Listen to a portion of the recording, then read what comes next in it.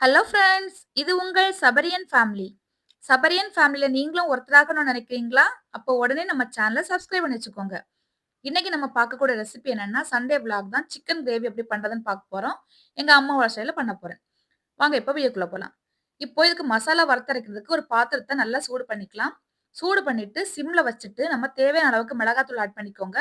நான் வந்து தனி மிளகாத்தூள் தான் ஆட் பண்ணியிருக்கேன். 3 டீஸ்பூன் அளவுக்கு ஆட் பண்ணியிருக்கேன். பாத்திரம் ரொம்ப ஹீட் ஆகக்கூடாது. ஹீட் ஆயிடுச்சுன்னா, நீங்க மிளகாத்தூள போட்ட உடனே வந்து கரிஞ்சு போயிரும். அதனால சிம்ல வச்சுட்டு மிளகாத்தூள ஆட் பண்ணணும். சிம்லயே வச்சுட்டு வறுத்துக்கோங்க. வறுக்கும்போது இந்த நெடி வரும் அப்டின்லாம் பயப்பட வேண்டாம். அந்த மாரி எதுவுமே வராது. நம்ம சிம்ல வச்சுட்டு பண்ணும்போது அந்த மாரி தீஞ்சு எதுவும் போகாது. இதோட கலர் வந்து பாருங்க இந்த அளவுக்கு சேஞ்ச் ஆகி வரட்டும்.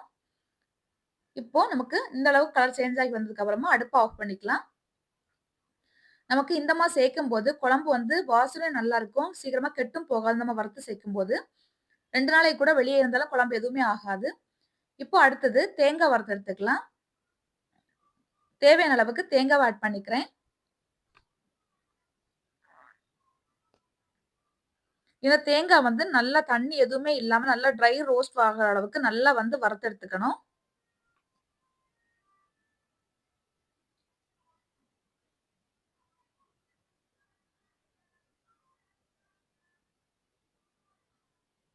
நம்ம இந்த தேங்காய்ல ஹோல் ஸ்பைசஸும் ஆட் பண்ண போறோம் இன்னைக்கு. கொஞ்சமா பட்டை, அடுத்து பார்த்தீங்கன்னா 3ஏ 3 கிராம்பு மட்டும் ஆட் பண்ணிக்கிறேன். நான் சுருள் பட்டை தான் ஆட் பண்ணேன். அதனால தான் உங்களுக்கு சின்ன சின்னதா பிஞ்சு இருந்த மாதிரி இருந்துச்சு. 3 கிராம்பு, கூடவே ஒரு 10 போல மிளகு,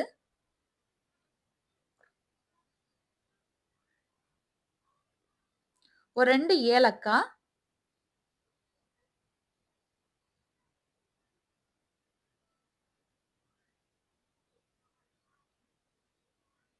ஒரு டீஸ்பூன் அளவுக்கு சோம்பு.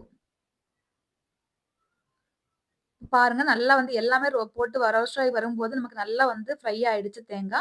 இந்த அளவுக்கு வந்தோனே அடுப்ப ஆஃப் பண்ணிருங்க. எடுத்து தனியா வச்சு ஆற வச்சு அரைச்சுக்கலாம். அடுத்து நம்ம ஒரு பேன் அடுப்புல வச்சுட்டு, தேவையான அளவுக்கு எண்ணெய் ஊத்திக்கலாம். எண்ணெய் நல்லா காஞ்சதுக்கு அப்புறமா கடுகு ஆட் பண்ணிக்கோங்க. கடுகு நல்லா பொரியட்டும். பொரிஞ்சதுக்கு அப்புறமா 1 கப் நெறையா, அதாவது ஒரு 10, 25 போல சின்ன வெங்காயம் சேர்த்துக்கோங்க. இந்த வெங்காயம் பாருங்க நான் காமிக்கிறேன். உங்களுக்கு இது வந்து பார்க்கறதுக்கு பெரிய வெங்காயம் மாதிரி இருக்கும். பட் இது வந்து சின்ன வெங்காயத்துல கொஞ்சம் பெரிய சைஸா தான் இங்க கிடைக்கும். நம்ம ஊர்ல கிடைக்கிற மாரி சின்ன சின்ன வெங்காயமா கிடைக்காது. இது வந்து சின்ன வெங்காயம் தான். பட் கொஞ்சம் பெருசா இருக்கும். இது வந்து கொஞ்சம் நல்லா கிளாஸியா வர அளவுக்கு வதக்கி விட்டுக்கோங்க. நான்வெஜ் ரெசிபீஸ்க்கு எப்பவுமே பார்த்தீங்கன்னா, சின்ன வெங்காயம் ரொம்ப டேஸ்ட் நல்லாருக்கும். இப்போ இந்த அளவுக்கு வதங்குனதுக்கு அப்புறமா 1 டேபிள் ஸ்பூன் அளவுக்கு ஃப்ரெஷ்ஷா அரைச்ச இஞ்சி பூண்டு பேஸ்ட் ஆட் பண்ணிக்கிறேன்.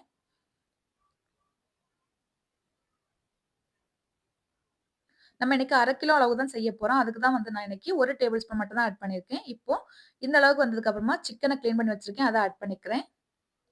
இது வந்து எல்லாமே போன்லெஸ் எல்லா பீஸுமே இருக்கு நமக்கு. ஒரு கோழியா வாங்குனது தான். இப்ப இது எல்லாமே நல்லா வந்து இந்த எண்ணெயோட மிக்ஸ் ஆகுற மாரி பிரட்டி விட்டுக்கோங்க.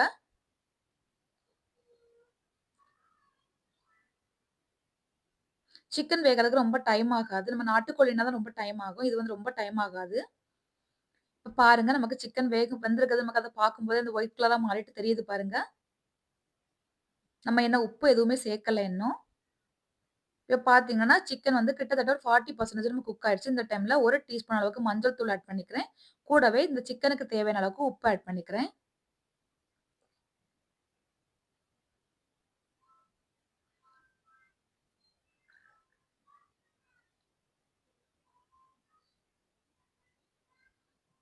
நமக்கு சிக்கன்லேருந்து தண்ணி விட்டு நல்லா வரும் நமக்கு. அந்த தண்ணி எனக்கு கொஞ்சம் கம்மியா இருக்கிற மாரி ஃபீல் ஆச்சு. அதனால நான் ஒரு 100 ml அளவுக்கு தண்ணி மட்டும் நான் எக்ஸ்ட்ரா ஊத்திக்கிறேன். தண்ணி ஊத்திட்டு இப்ப சிக்கன் வந்து நல்லா வெந்துட்டுருக்கு. ஓரளவுக்கு ஒரு 70% வந்து குக் ஆயிடுச்சு நமக்கு சிக்கன். இப்ப சிக்கன்ல வந்து நல்லா உப்பு எல்லாமே கரெக்ட்டா புடிச்சிருக்கும். ஏன்னா, நம்ம போட்டிருக்க உப்பு கரெக்ட்டா இருக்கும். இனி வந்து வறுத்து வச்சிருந்தோம்ல தேங்கா, அந்த தேங்காவ மட்டும் நல்லா வந்து பேஸ்ட்டா அரைச்சு இது கூட ஆட் பண்ணிக்கிறேன்.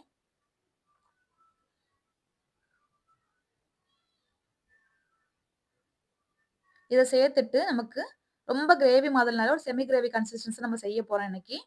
இது வந்து இப்ப நல்லா கொதிக்கட்டும் கொஞ்சம். சிக்கன் வேகுற டைம் மட்டும் தான். அதுக்கப்புறம் நம்ம எல்லாமே நம்ம வறுத்தரைச்சு சேர்த்ததுனால ரொம்ப டைம் ஆகாது வேகுறதுக்கு. இப்போ நமக்கு நல்லா ஒரு கொதி வருது பாருங்க. இந்த கொதி வந்ததுக்கு அப்புறமா நம்ம வறுத்து வச்சிருக்கோம்ல மிளகாத்தூள், அந்த மிளகாத்தூள வந்து நான் 3 டீஸ்பூனுமே ஆட் பண்ணிக்கிறேன். நான் வந்து இந்த குழம்புக்கு மட்டும் தேவையான அளவுக்கு தான் மிளகாத்தூள் வறுத்துக்கிட்டேன். இந்த குழம்பு இந்த ம தேங்கா தேங்கா கூட இந்த மிளகுத்தூள வந்து சேர்த்து கூட நீங்க போட்டுருக்கலாம். சேர்த்து போடும்போது நமக்கு சீக்கிரமா கலர் சேஞ்ச் ஆயிருக்கும். பட் ரோஸ்ட் ஆகாது. அதனால தான் தனியா வந்து மிளகாத்தூள நான் வறுத்தேன். இப்ப நான் வந்து 2 டீஸ்பூன் அளவுக்கு மல்லித்தூள் ஆட் பண்ணிக்கிறேன். வீட்டில அரைச்ச மல்லித்தூள் தான் இது. நல்லா வந்து வறுத்து அரைச்ச மல்லித்தூள் இது. இப்ப நம்ம மசாலா எல்லாமே ஆட் பண்ணியாச்சு. இப்ப இனி கரம் மசாலா அந்த மாரி எதுவுமே ஆட் பண்ண வேண்டாம். எங்க அம்மா எதுவுமே அந்த மாரி ஆட் பண்ண மாட்டாங்க. எல்லா மசாலாவுமே பட்டை, கிராம்பு, ஏலக்காய் எல்லாமே ஃப்ரெஷ்ஷா தான் சேப்பாங்க. இப்போ கடைசியா ஒரு 2 கொத்து கருவேப்பில ஆட் பண்ணியாச்சு. இவ்வளோதான் நம்மளுடைய சிக்கன் கிரேவிக்கு வந்து தேவையான பொருட்கள் எல்லாம் சேர்த்தாச்சு. அவ்ளோ அட்டகாசமா இருக்கும். எங்க அம்மா செய்யும்போதே பார்த்தீங்கன்னா, உப்பு பார்க்கறதுக்கு குடுப்பாங்க. நான் பக்கத்திலேயே போய் நின்னுட்டு இருப்பேன். எங்க வீட்ல எத்தன பேர் இருந்தாலும், எங்க அம்மா வந்து சிக்கனுக்கு வந்து உப்பு பார்க்கறதுக்கு என்ன தான் கூப்பிடுவாங்க. வெந்துருச்சா பார்க்கறதுக்கு, உப்பு பார்க்கறதுக்கு. இப்ப நமக்கு அந்த கிரேவிக்கு கொஞ்சம் உப்பு கம்மியா இருக்கு. நான் கொஞ்சம் உப்பு சேர்த்துக்கிறேன். சாதத்துல போட்டு பெசஞ்சு சாப்பிட்டதால நமக்கு உப்பு கம்மியா இருக்கு. இதே இது நீங்க தோசை, இட்லிக்குன்னா கரெக்ட்டா இருக்கும் இது. நமக்கு ஆறி வரும்போது பார்த்தீங்கன்னா, நமக்கு இன்னும் கொஞ்சம் திக்கா வரும் நமக்கு. அதனால இந்த கன்சிஸ்டன்சி இருக்கும்போதே நமக்கு அடுப்ப ஆஃப் பண்ணிக்கலாம்.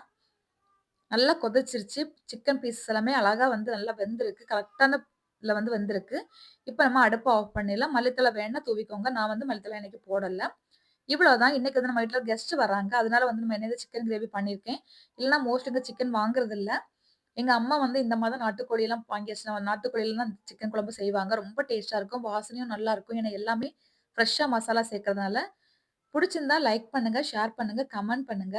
மறக்காம இந்த சேனல வந்து சப்ஸ்கிரைப் பண்ணி வச்சுக்கோங்க. இந்த ரெசிபிய கண்டிப்பா ட்ரை பண்ணி பார்த்துட்டு எப்படி இருந்துன்னு சொல்லிட்டு கமெண்ட்ல சொல்லுங்க. Thank you.